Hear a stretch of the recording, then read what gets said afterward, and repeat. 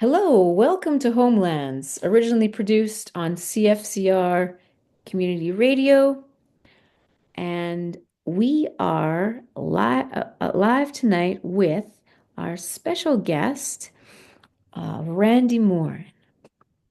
And we're doing this for the special reason that February is known as Indigenous Peoples Storytelling Month here in Saskatchewan, which is, of course, a Cree word that means fast flowing river, I believe. And and so we wanted to honor that in the homelands of the Métis and Treaty 6 territory here in Saskatoon, which is, of course, from the word for the berry. And we wanted to just share some storytelling. If you've never seen Homelands before, you can find it on YouTube. You can find our shows if you just search Homelands and Norm Fleury. You'll see our very first one. And you can watch all the shows, including ones with Randy. And yeah, with that, I would encourage you to enjoy this next 20, 25 minutes of storytelling. So, with that, I would shake Randy's hand and pass him the tobacco. Look at that. Thank you, Andrea, for this Kistemao, this tobacco, virtually. As you know, tobacco is the one that leads. It is what we call kiskisimagi win, the act of cutting tobacco and offering it. So that's kiskisimagi win. It's kind of, it binds me to do things in truth and honesty. And it's something our ancestors have done, and our elders are now instructing us to do more of this day and age. And so, thank you for that. Yeah, so it's an honor to be here with all of you. Kitatam Scott now, and it's an honor that I get to talk with my friend here, Andrea. We did this talk about 3 years ago, like during COVID, and I was living in my condo at the time, and a lot has changed in 3 years, and me and Andrea were just catching up there, all the changes that have happened between us. And yeah, so we're still here and it's a blessing to be here. So yeah. So the first thing is get the tamskat na wow. I shake your hands in peace and friendship. In fact, that word, get the tamskatin, is a sacred law. It's kind of like a relational law where I found you and I have to leave you in a better energetic state, to break it down. That word, get the tamskatin. And that comes from Dr. Willie Ermine from Sturgeon Lake. So yeah, when me and Andrea were discussing this, it is Indigenous Peoples Storytelling Month in February, and it's a time for people to know who we are and our stories and our cultures and our histories, and because our stories have captured those. And it's just kind of how it's always been done. It's how we learn our values. We know who we are. It's in our stories, in our language, and, everything's interweaved in our stories. And stories have this power to create imagination. They can actually, it's like you're watching a movie sometimes, eh? Yeah, so I love storytelling. I grew up with it. I grew up storytelling and I'm still storytelling, so it's an honor that I get to share these stories. And you know, um a lot of our stories come from our elders, and many of our elders are passing on. So I'm a real advocate to record our elders, like to maybe get them to record maybe in a book or digitally even, or even videotape them, eh? So if you can, I would say give them tobacco and capture some of those stories. Here's a good case in point here. This book here called Earth Elder Stories. This is from an elder named Alexander Wolf. He wrote this book in 1988. It's a great book. Some amazing stories here. I tell you, there's some good stories. I mean, look at this skunk. There's a story here of how the skunk When smallpox was coming through these lands, this one guy got sick, and he had a vision of this animal, which is the skunk, that would help the people, like, deal with the smallpox and all the epidemics that were coming through. So that's where skunk medicine comes from. Skunk medicine. And people are, what? What skunk medicine? Yes, that's stinky. That's stinky. We drink that. I tell you, it's very potent. I have drank in it 2 times, COVID, my mom would bring me some, drink this. I smell it. Oh my God. And you burp, your whole house smells like skunk, because you're burping up that skunk medicine. It's really something, eh? But you know what? It's captured in this, long time ago, so that's old medicine. And these capture a lot of the wars, the skirmishes, I guess, between tribal nations. And, I like telling stories from this book, some really good stories here. So I would say go out and buy this book. It's a good book, Alexander Wolfe. And I'm also I've written quite a few books actually myself. I'm writing my fifth book, and I've written a language phrase book. Like, here's the language phrase book. Me and Christy Belcard and Belinda Daniel, we wrote that. And I got the children's books I'm writing. So I've written four children's books, and I'm writing my fifth one. And here's a funny one, eh? This is a quick story. Like, me and my buddy Bruce Sinclair. I don't know if you can see that. It's a picture of me. Bruce calls me up. Hey, Randy, I need a driver. I want to go to Winnipeg this weekend. You want to come? I was like, what's in Winnipeg? We're gonna go visit some friends. So, all right, Bruce, I'll go with you. So my Bruce and I, and we're visiting these friends in a coffee shop, and there's this white woman in there, and all of a sudden she walks up to me and Bruce. She's like, "Hey guys, my name is so and so, and I want to see if I can take a picture of you guys and draw your portraits, and maybe you could tell me a little bit about who you are." I was like, sure. So she actually wrote a book, and it's called Be a Better Settler. Be a better settler. You know. And yeah, so she's capturing. Oh, there's my buddy Bruce, eh? Bruce Sinclair. I don't know if he's a Métis guy, eh? Yeah, so I don't know. You just never know, eh? Like, what happens. But yeah, so I guess I guess I'll tell you a story now. A little bit about me there, introducing myself. Um, yeah, so I grew up on the Big River First Nation. It's about 2 hours north of here. That's where I grew up learning my language, my culture, getting to know who I am as a Cree man. And a lot of good stories come from my community, funny stories. Like, in fact, I think I'm going to write a book about my community and capture those short stories. People share a lot of really cool stories, funny stories. Those are the every time I go home and the Cree language is spoken. Oh, I tell you, just thinking about some of the stories, I'm already like, I feel good inside. Just want to start laughing. Like, just the pranks and the funny stuff that happens. You know what I mean? Like, in fact, right before I, about, I was just telling Andrea, like, I gave this old Cree guy I just met, like, in a restaurant downtown, and he's 70 years old, and he's gonna hitchhike to Beardy's. It's about, I don't know, an hour from here. And I went gassed up. It was so cold, gassing up. I started thinking about that old Cree guy hitchhiking, and he wasn't very dressed, very warm, right? And I decided to to see how far he went, and he didn't go very far, and he was already frozen, eh? So I drove him to Beardy's all the way. No, I drove him to Rostern, and he met some relatives there, and but he was sharing with me stories of hitchhiking, like funny stories. He shared with me a scary story. So yeah, like, everybody has stories, to share.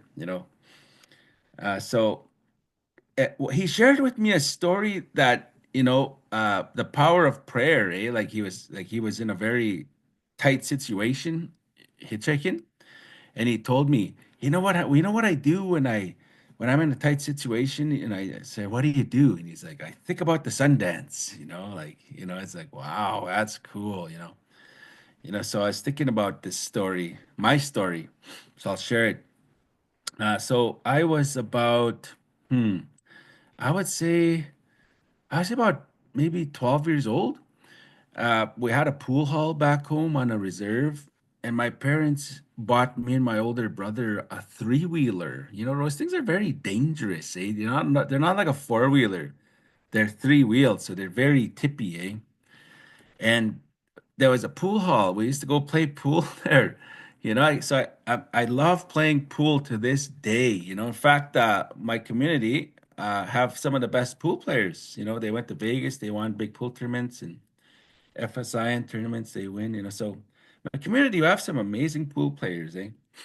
Anyway, so I was so me and my older brother and my cousin, we go to the pool hall and we're there till about maybe like 1 in the morning. And it's summertime, and but it's like gonna rain, so it's really, really dark. And we don't have a headlight in our three-wheeler, like it's pitch dark. And so we're going back home, and we got a flat tire on a three-wheeler in the middle of nowhere. It's like, man, just our luck. Flat tire, what I mean? The three-wheeler is just running real rough, and so we tip it to the side. I don't know why we tipped it to the side, the flat tires. We don't even have any tools to take it off, eh? So it's kind of milling around there. And a vehicle comes, and it's my cousin. Tragically, he passed away a few years ago, but it was him.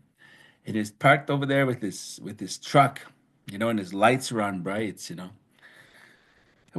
So my older brother walks to him. And as soon as my older brother walks to him, this guy comes out of the darkness. Everyone's walking on the roads, eh?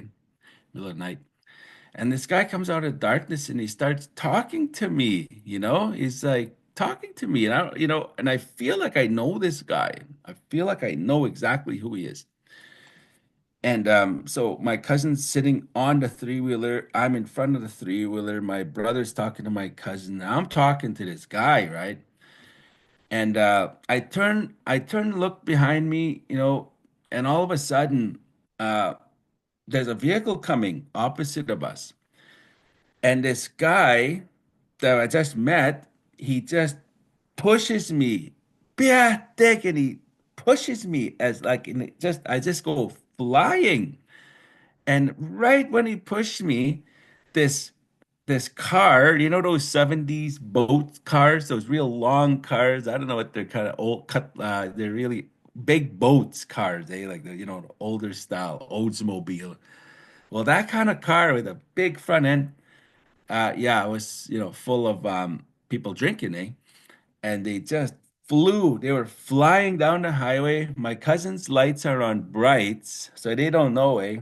Like, but we're right there, and they hit that three-wheeler. They hit it with such, because they're going like maybe 120 kilometers an hour, eh? And these old boat cars, eh? Like, so our little three-wheeler is probably 400 pound machine. It just took off like a bullet, and my cousin just narrowly, my brother, it's like, what? It was just instantaneous, eh? And we're just kind of in shock, and we just see that car just keep driving. That car just took off, didn't even stop. And we're just like, oh my God, what the heck? Just dust everywhere. It's just, it was loud. The crash was just, you know. And so my cousin, get in the truck, get in the truck. So we're getting in the truck, and I was like, well, where's that guy? The guy that pushed me. And it was like, they were like, what guy? I was like, Gary, that guy. He's like, I didn't see no guy. I said, you see me talking to him, and my brother, no, there was no guy. And my cousin too, like there was no guy there. It was like, what? I seen a guy. He pushed me. He saved me. It's like, no, that. You know what I mean? So, and then we were driving away. So we're driving away. I just kind of had a quick look, eh? Just a quick look, and I know there was a guy standing there, eh? And that. So we drove away. We went, saw the three-wheeler completely like a ball, eh? Just completely wrecked our little three-wheeler, eh? We never, you know. So I feel like that was a guardian angel, eh? Kind of similar to what this hitchhiker, this 70-year-old Cree man, he told me something came to his aid in a time of need. And so that is, kind of what sparked my interest to tell this story. I haven't told this story in a long time. So that's a reserve story, true story that happened to me. Okay. So we have 13 more minutes. So I'll tell you another story of survival. Another story of survival. This has really happened to me. Okay. So this happened about 4 years ago in Prince Albert. Okay. 4 years ago in Prince Albert. I'll try to tell it as fast as I can. There's a park there called Little Red River Park in Prince Albert. They have like a river, a winding river, And so my then father-in-law, he had this brilliant idea to buy these little rubber dinghies and go floating down this river, eh? Like he was thinking like a real leisurely float, it's going to be like a little adventure, eh? You know. And I just something alarm bells in my head were going off. I was like, I don't think that's a good idea. And so in a way, I had to leave PA to come to Saskatoon to come sell a four-wheeler of all things. I had a four-wheeler I was gonna sell, and it was a buyer in Saskatoon. So I was on my way to Saskatoon, and I get a message on Facebook Messenger. There was a guy in PA. Hey, I'm in PA. If you're in PA, I'll buy your quad. So I went to McDonald's, and there he was, this guy from Beardy's, big guy. He lifted that. I couldn't believe the strength of this guy. That was like a 600 pound lifted it. So it freed me up. So I didn't go to Saskatoon. So I zipped over to Little Red River Park, eh? And there was like my father-in-law, my son, okay? And they got these little rubber canoe, little dinghies, eh? And they're like pumping, eh? And yeah, so I said, okay, I got there just in time. So I said, well, here, I'll ride with Kisik, my son Kisik, eh? I'll ride with him, even though I knew the alarm bells were going off. And so my father-in-law said, okay, I'll pump up this next one and I'll meet you guys. I'll float down behind you guys. That's what he said, eh? He's like, okay. So I decided to leave my phone, my wallet, like keys, I left them there, you know. And so me and my son get in. We have these little oars, and we start. Oh, and that current just took us. It was like strong current, even though it looked peaceful. It just took us, and I knew right away. Something's not right here. Alarm bells, eh? It's like, okay, Kisik, we got to get out of here. We got to get out of here. And so we're trying to, get to the shore, but we can't because the current is like just pushing us in the middle. And then we come around a bend, and there's dead trees, like a pile of dead trees, and we're heading right for them. And so I was like, "Oh, this is not cool. This is not good. It's not. I didn't have a life jacket. My son did. So I'm just like trying to like as fast as I could. Okay, Kisik, we got to get ready. I don't know what's going to happen once we hit these trees, eh? It's like a big pile of trees, eh? And we hit them, and the dinghy just got sucked under, and I got sucked under. Okay, and Kisik, thank God, his life jacket snagged on the branch.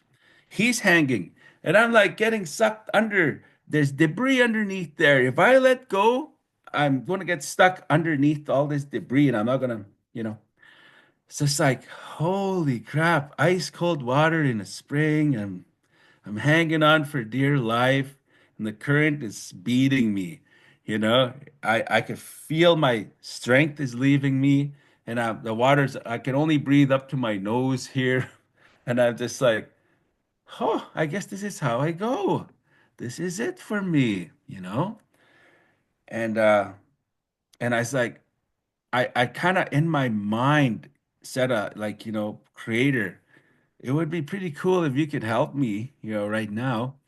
And as soon as I said that, uh, the whole structure kind of moved, and I felt a tree underneath my feet, like so I could stick my foot. I lifted my head out of the water, so now it's up to here, and like the water's now. I was like, okay, I can, I wonder if I can hold this till rescue comes, eh? Like, I might freeze to death though. Hypothermia is a real, it's like I better start. It's something in my mind like calm down, just calm your breathing because I'm in a state of panic, because I'm still like going to die. And then I start uh slowly shifting, and now I could actually move my arm. Now it's up to it's like okay. And I'm telling Keith, get out, get unsnag yourself, and and he's struggling, eh? Like he's struggling. He's just like the only little guy, eh? He's only like 11 years old or something. And so I get him up one arm, and I finally I'm now got leverage in my feet, and my weakness is already leaving. So I now I can actually put my arms around the tree, eh? So I'm just like, okay, I think I'm gonna survive here, So, yeah, it was quite the ordeal, but I got myself out. But we're still not out of the danger yet. So now we're we gotta cross this one fallen tree. And if we fall in that either way, we're both toast. Well, I'm toast because he has his life jacket. So it's like he's like, whatever you do, you gotta balance yourself, like and walk to the, so we're like, oh, I tell you, the most scariest, we're all soaked, I'm weak, hypothermia. We get through it. I don't have a phone, and we walk, okay? And we walk to where Harvey is, and we see him walking up the hill, and we catch up to him. Harvey, we told him what happened, and he said, "Really?" He said, and I said, "Well, how come you're not in a boat?" He go, "I broke it just before I launched it. I ripped the damn dinghy," he said. It's like, that's a good thing, Harvey. If you got on that boat, you would not survive what's on the other side there. Because, with the current, he wouldn't, big guy. All right. So that's another story of survival, just like I shouldn't be here kind of thing. So that's another story I just thought of from when giving this old Cree guy a ride, eh? Because he's telling me stories of survival that he had, eh? So yeah, and let's see. I think I got 4 minutes left here. I think I'll tell you a quick little story, just a quick story about Little Red. Because, when you tell stories, it kind of like reminds you of other stories. You know what I mean? That you just forgot about. So when I was in grade 11, cross country running meet in Little Red. I jump on the school bus and away we go, and I'm not even on a cross country running team. I'm just skipping school. And the coach catches me hiding in a bus. He's like, "Randy, you're not even on the team. Where's your?" I said, "I know, I'm just skipping school. Jeans and I'm not even ready." "Well, you better run." So I run. I was like, "Okay, I'm going to run." So I take off running. There's like hundreds of runners. It's districts. And I beat everybody because I just didn't pace myself. I just like a bullet, up that hill in Little Red, and energy's gone. Okay. And so it's just like, oh man, I'm gonna be the laughing stock of my school here, coming in dead last, I'm skipping school, just like, oh man, everyone beat me, eh? Oh, I tell you, I'm just giving up. I'm just walking, eh? And there's a lone runner coming up behind me. It's just like, oh man, that's good. I'm not dead. I start running. And you know what? He starts passing me. It's like, holy smokes, this guy's pass. So now we don't want to be dead last, eh? I said, hey, buddy, let's hold on, buddy. And let's just finish it together. Like let's walk through it together. Because we're killing ourselves. We don't want to be dead last. He's like, okay, okay. So we walk down the hill. The race is pretty much over. The people are getting on the buses. And I see the finish line, and I was just like, okay. I said, hey, buddy, what the heck is that?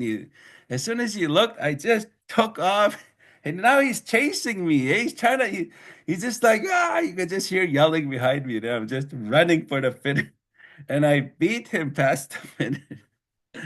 I tricked him, and that happened at the Little Red River Park in PA. People still talk about that, eh? Like, how I pranked this guy, eh? So yeah, those are just some funny stories, like some stories of survival. They just kind of remind you, these stories when they come up, So that's just kind of what happens, So anyway, hope you enjoyed them. So thank you for listening.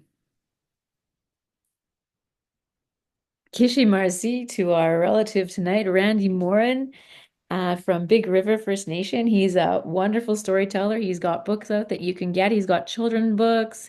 He's got all kinds of language things that he does. And, he's a keeper of the Cree language. He's a knowledge keeper. He's a moose hunter. He's a casino van driver. You can hear some of those adventures on Homelands. If you just Google Randy Morin, you'll get this video as well as the other videos on YouTube, or you can follow us on Homelands at on Facebook. You can find it. It just if you Google Homelands and you see a little picture of the Batoche Church in winter and Homeland, Saskatoon, Saskatchewan, you can catch this show and all the others. And we are just back special for Indigenous Storytelling Month here at CFCR 90.5 FM in Saskatoon, Homelands of the Métis and Treaty 6 territory.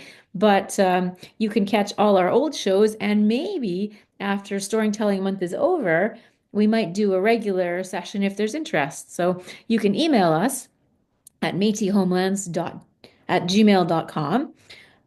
This is Auntie Andy, Andrea letting Dishni Kashoon, your favorite relative, with your favorite storyteller, Randy Morin, talking you out of Indigenous Storytelling Month here in February. When it's a cold day, it's nice to sit down with some bannock and some tea, pass some tobacco to your favorite person, and just say, hey, elder, tell me a story. Hey, my friend, let's talk turkey, and just tell those stories and warm your hearths at a cold time of year when the trickster's on the move and you can actually say elder brother's name.